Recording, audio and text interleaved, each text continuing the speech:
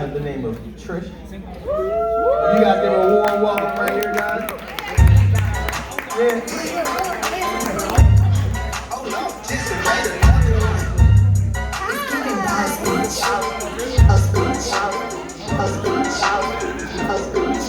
How are you guys doing tonight? Yeah! You guys saw some great performances. I'm a little sad I have to go after about somebody so magnificent. Girl, your voice, where you at? Girl, your voice was beautiful. She not even paying attention, y'all. It's okay. It's okay. No, it's cool. You ain't with your compliment. It's fine. Go ahead. Talk to your friends. So, a lot of you guys probably don't know me. My name is Trish. I am a stand-up comedian. I've been doing it for about 3 years now, so I think I kind of know what I'm doing. You know, and I see a lot of great people in the audience. You know, she was right earlier when she said you guys are beautiful because you are. So why don't you clap for yourselves real quick? Come on. Exactly. You know, we're all just young and high and probably in our 20s. I think most of you are. Yeah.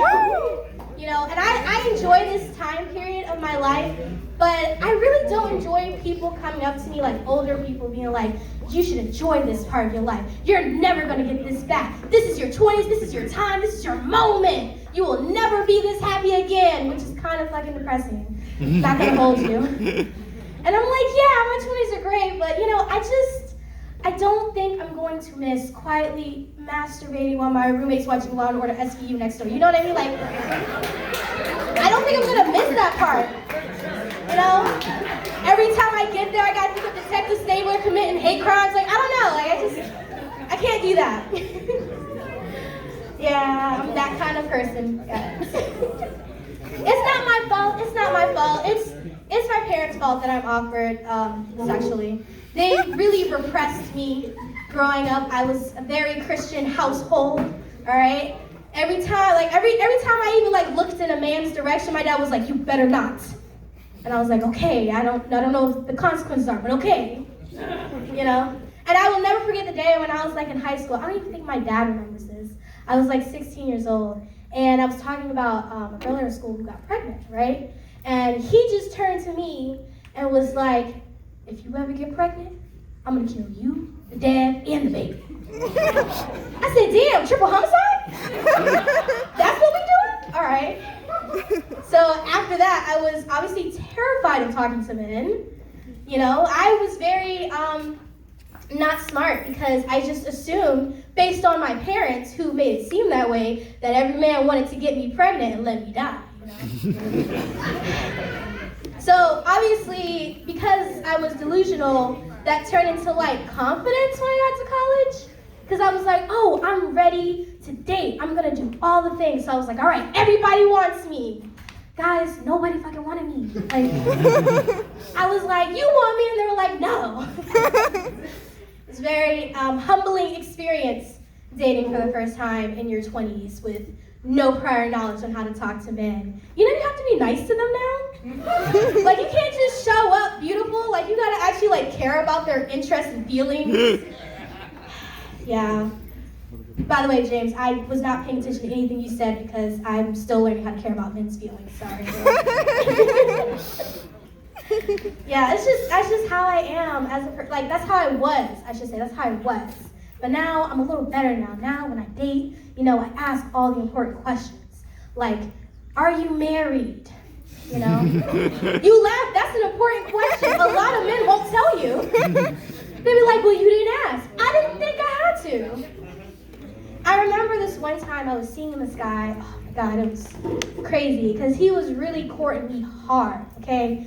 Every time he saw me, he was talking about how he just wanted to be serious with me and how he's just tired of dating the games and he wanted to settle down, get married, and like travel the world with someone. And I was like, wow, I'm young and dumb. That sounds amazing. Totally not like an empty promise. So we're talking, we're doing things that people who are, you know, talking do. And there was like this one week where we didn't talk at all, which was kind of weird. So obviously I was mad at him, and he tried to like explain it away, but it sounded like excuses, so I just kind of like ended it there. I found out a month later that during that week, he got married. That's why we didn't talk that week. And I was like,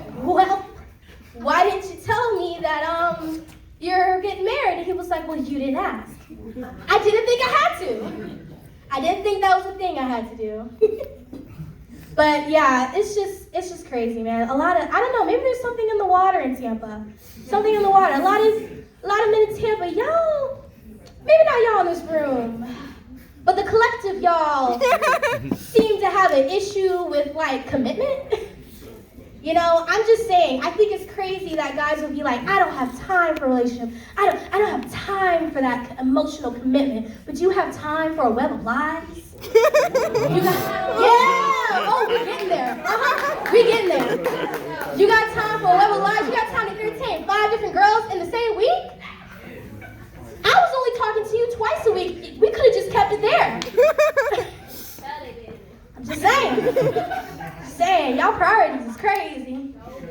A lot of men talking about they don't want kids, but when I ask for a condom, you looking at me crazy. That's interesting. That's a real interesting father figure, soon to be. That's what I do now to scare guys when I feel like they're gonna like switch up on me in the moment. I'm like, yes, raise a family with me. And they're like, wait a minute, bitch. I did not mean that. That's just the type of vibe I'm on. So I'm gonna tell you guys a quick story, actually, about my first real Tinder date. When I was young, I did not realize that Tinder was for hooking up. I thought it was a dating app. You know, I was like, oh, so you just meet people and then you guys like fall in love, right? Like, no, that's not how that works at all. But I was talking to this guy on Tinder, we were talking for like a month. Okay, so I was like, okay, I feel confident that we're gonna meet each other, it's gonna be totally fine. But then my parents' paranoia started kicking in the back of my head because my parents made me think that everybody wanted to let me die. So I was like, all right, let me be prepared for this date. I've never been alone in a man's car before, so you know what? I'm gonna take my roommate's butcher knife and hide it in my purse real quick. And I'm gonna practice for an hour of what it looks like to just like pull it out in case he does something, you know? So I did that for a whole hour. I was like, okay, I feel confident, like I got this, right? So I felt good. I was like, all right, the butcher knife's right here, like the handle's sticking out, I'm good. So we're going on this date. We go to Taco Bell because I had low standards. And afterwards, he was like, oh, you want to go to my house? And I was like, I guess I'm already here. And I felt good. I was like, if he does anything, I have a knife. It's fine. It's fine.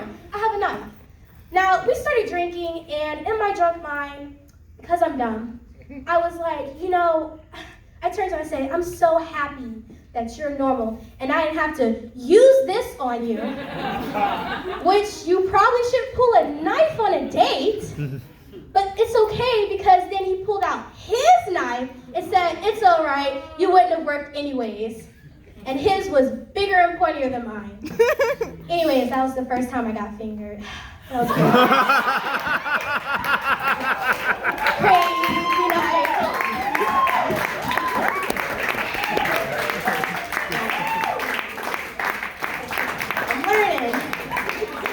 Getting all the experiences.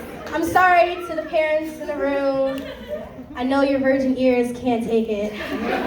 I am so sorry. Children have sex sometimes. My bad. I don't think I want to have a sex talk with my parents. Like, I feel like my mom, she's like tried, but in like the worst way, you know, because she doesn't have a frame of reference. She actually waited till marriage. So every time she talks about sex, she's talking about my father.